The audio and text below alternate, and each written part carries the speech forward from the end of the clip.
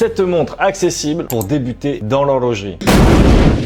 Salut les calibrés, aujourd'hui je vous propose une sélection de montres intéressantes sous la barre des 1000 € qui seront de très bons choix, que ce soit pour débuter dans l'horlogerie ou simplement acquérir une nouvelle montre sympa.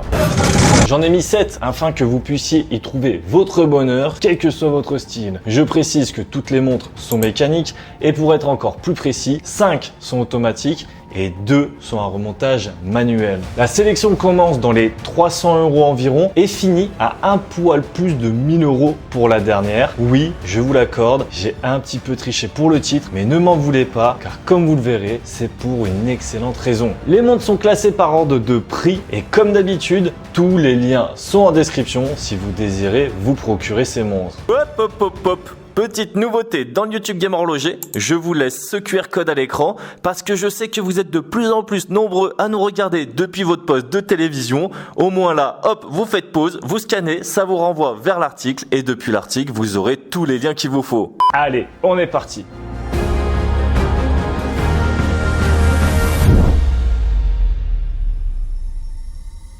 Citizen Tsuyosa Ice Blue. On démarre cette sélection de montres abordables par une collection qui a fait et qui fait toujours beaucoup parler, la Tsuyosa de Citizen.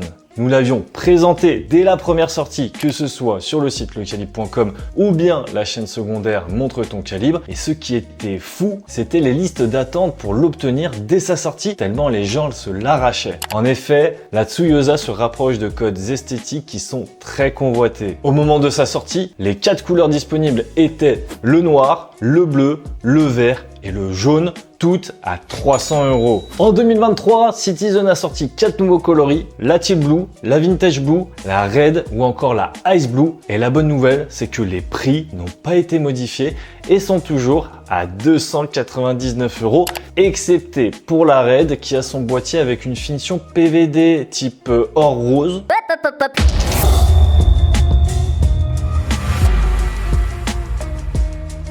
Mes deux préférés sont justement la Red avec son cadran rouge ainsi que la Ice Blue. Et comme sur les autres modèles, sur ce cadran sont appliqués des index bâtons doublés à midi et à 6 h. Vous retrouverez également la date à 3 h sous le Cyclope avec un verre saphir ainsi qu'un calibre maison, le Citizen 8210, le tout pour moins de 300 €, ce qui est, je dois bien le dire, un rapport qualité-prix assez incroyable qui n'est possible d'ailleurs qu'au Japon. Venezianico Redentore 36. Cette marque vénitienne un peu moins connue du grand public mérite pourtant que l'on s'y attarde. Pour cette sélection de montres abordables, nous avons choisi un modèle de la gamme Redentore 36. Cette gamme est inspirée de l'église du Rédempteur située à Venise et son esthétique néoclassique. Ce modèle est baptisé Laguna pour la couleur de son cadran, mais la montre est également disponible en rouge et en vert. Cette montre coche tous les codes esthétiques de la Dress Watch. Son diamètre de 36 mm conviendra aux hommes comme aux femmes et en fait donc une montre parfaitement mixte. Son cadran type sectorial alterne entre touches classiques et modernes. Il se compose d'une base avec une finition clou de Paris qui accueille avec élégance des aiguilles dauphines, idéales pour ce genre de pièces. Le cerclage en périphérie du cadran lui apporte beaucoup de lumière et loge d'élégants chiffres breguet appliqués. Enfin, la lunette polie du cadran est inspirée de la fameuse basilique et de son dôme parfaitement circulaire. C'est donc une montre à offrir à un amoureux ou une amoureuse d'architecture, de néoclassique, de Venise ou même de ce que vous voulez tant qu'elle plaira à son futur propriétaire. 2 penselles allure chronographe manuel. Je crois que c'est la première fois que je vous parle de la marque française de Pensel. En effet, Jérémy les a rencontrés au salon Rétromobile et a particulièrement apprécié leur chronographe mécanique Allure. Je me suis dit que j'allais alors les intégrer dans cette sélection car comme vous le savez probablement, je suis un grand amateur de la Seagull 1963 et cette montre est, si je peux le dire comme ça, une version un peu plus aboutie et aux couleurs de la France. En effet, si la Seagull est une montre assez brute pour l'armée de l'air chinoise, la De Pencel, elle, est une version plus sophistiquée destinée aux coureurs automobiles. On y retrouve donc un beau bracelet racing avec surpiqûre rouge, une couronne avec une petite bague comme je les aime et un cadran beaucoup plus typé racing avec aussi forcément un tachymètre et même un pulsomètre des fois qu'il faille prendre la fréquence cardiaque d'un pilote. J'aime beaucoup l'index de midi qui reprend le logo du bouclier. Enfin, je crois que c'est un bouclier, mais dites-moi parce que j'ai un doute, donc dites-moi dans les commentaires si je me trompe. La montre a vraiment un look très sportif, tout en restant dans un élégant diamètre de 39 mm. Le Seagull ST1901 est de plus un joli calibre mécanique que vous pourrez observer à travers son fond de boîte transparent. Je pense que ce calibre a d'ailleurs grandement participé à mon amour pour l'horlogerie et il permet d'avoir un chronographe mécanique pour pas cher. On rappelle au passage que les origines de ce calibre sont d'ailleurs suisses avec le Vénus 175, mais ça j'en ai parlé dans de nombreuses vidéos donc je vais éviter de radoter. La réserve de marche elle est de 45 heures pour 3 Hz. Le verre est en saphir et ce que j'aime sur cette montre c'est que tous les bracelets lui vont. Tenez, regardez par exemple avec ce bracelet cuir marron. Alors, je n'ai pas raison ?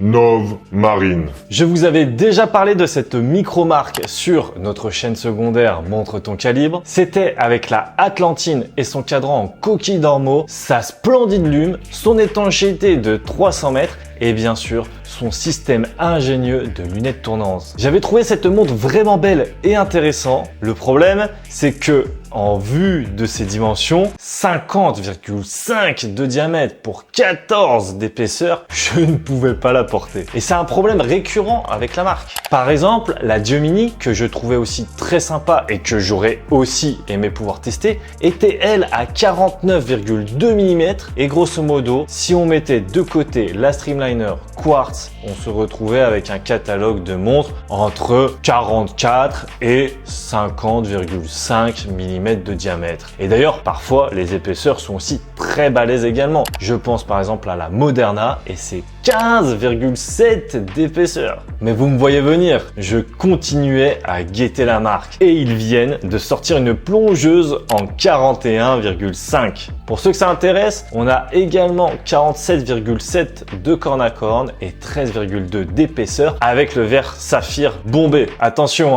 13,2 c'est l'épaisseur avec le verre saphir bombé et non pas avec le verre de Bombay saphir. Donc c'est déjà un beau pas en avant. Ce que j'aime sur cette montre, c'est d'abord le petit twist que l'on va voir plus tard, mais aussi c'est forcément la forme de ce boîtier aux deux couronnes qui peut rappeler les super compressors. Comme pour une super compressor, la couronne à 4 heures avec le logo Nove sert pour remonter la montre et la couronne à 2 heures permet elle de faire tourner la lunette interne. Mais aussi, regardez-moi cette carrure. Je ne sais pas à quelle forme vous voyez quand vous regardez la montre de face. Je ne saurais pas lui donner de nom, mais je peux dire que ce n'est pas courant et que ça donne un côté très sportif. Ce look sportif est d'ailleurs accentué avec la couleur rouge que l'on retrouve sur la mention automatique, sur la trotteuse ou encore sur les deux petites bagues que l'on peut apercevoir à la base des couronnes. Concernant le petit twist, c'est que normalement, la montre Super Compressor possède juste une lunette graduée interne et c'est tout quoi. Sauf que ici, la Marine possède une lunette graduée interne, mais possède aussi une lunette externe qui, elle, est fixe. En bref, c'est 200 mètres d'étanchéité, calibre suisse SW200, fond de boîte transparent, fonction de date et bracelet avec extension. On va aussi très prochainement vous présenter une autre montre de Nove qui sera de 42 mm cette fois et ça se passera sur Montre ton calibre, donc restez à l'affût et merci Nove de venir sur de plus petits diamètres parce que oui, croyez-moi, 42 c'est du très petit pour Nove. Et d'ailleurs, merci aussi Nove pour vous offrir moins 20% avec le code LECALIBRE20 qui fait passer la montre de 836 € à 669 € chez moi. Hamilton Kaki Aviation Pioneer Mechanical. On est déjà à la moitié, donc j'espère que la sélection vous plaît et n'hésitez pas à nous donner d'autres modèles en commentaire qui auraient pu y figurer. N'oubliez pas non plus de vous abonner et d'activer la cloche pour être informé de nos prochaines prochaine vidéo. Quoi qu'il en soit, passons sur une autre marque que l'on apprécie beaucoup, Hamilton. Outre sa présence dans l'univers cinématographique, on connaît également Hamilton pour ses pièces militaires. Et c'est justement de cette deuxième catégorie dont nous allons vous parler avec la Khaki Aviation Pioneer, une réédition d'un modèle qui équipait la British Royal Air Force dans les années 1970. Cette réédition comporte un boîtier tonneau, son diamètre de 36 et ses 41 mm de corne à corne en font une toquante plutôt contenue pour une montre d'aviateur moderne. Elle se doit d'être lisible, c'est pourquoi son cadran est épuré avec des index en chiffres arabes et des aiguilles glaive qui sont, elles, assez imposantes. On retrouve des marqueurs beige et un triangle pour remplacer le chiffre de midi, de quoi rappeler l'aspect néo-vintage de la montre. On remarquera aussi au passage l'ancien logo Hamilton qui correspond parfaitement à ce cadran grainé et qui nous rappelle d'ailleurs forcément l'univers de l'aviation. Le tout est équipé de matières luminescentes indispensables pour voler la nuit. En ce qui concerne le cœur de la montre, son calibre est bien connu, c'est le fameux H50 qui est d'ailleurs conçu à partir d'une base d'état et qui est modifié par Hamilton. Ce mouvement est un remontage manuel, ce sera probablement une contrainte pour certains, mais pas pour moi, car ce calibre permet d'avoir moins de 10 mm d'épaisseur, ce qui fera une différence énorme sur le confort au porté. D'autant plus que le H50 possède une réserve de marche de 80 heures. Je pense que vous aurez le temps d'être en panne de carburant avant. Pas vrai, Jérémy? C'est juste le plein et puis on y va quoi. On va sur le dos, on revient sur le ventre, comme ça, tac. On décolle un peu du siège, vraiment. Ok, ouais. Et là, on décolle un peu du siège. C'est horrible, hein. Ah ouais, c'est spécial, ouais. Ici aussi, c'est une pièce qui sera d'ailleurs parfaitement mixte, donc n'hésitez pas à l'acheter pour votre moitié, comme ça vous pourrez lui emprunter aussi de temps en temps. Tissot Sidéral S.